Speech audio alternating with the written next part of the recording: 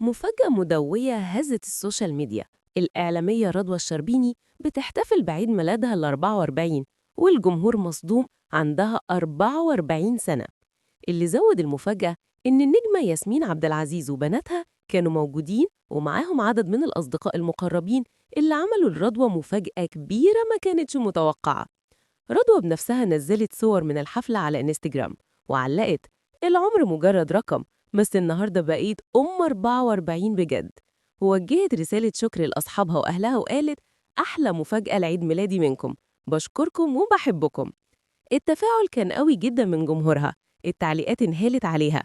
واحد كتب: طلوا القمرين ياسمين ورضوى، أحلى طلة ما شاء الله. وواحد تاني كتب: عيد ميلاد سعيد يا رضوى، العمر كله ليكي. لكن ما توقفش الموضوع عند عيد الميلاد بس.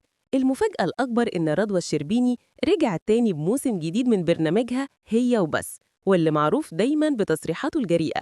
وخلال الحلقة الأخيرة قالت نصيحة للبنات أثارت جدل كبير. جالي رسائل كتير بتسأل: إزاي أرجع للإكس؟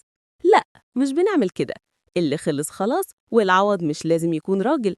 العوض ممكن يبقى شغل، حب من الناس، أصحاب جدعان، أو حتى صحة وستر.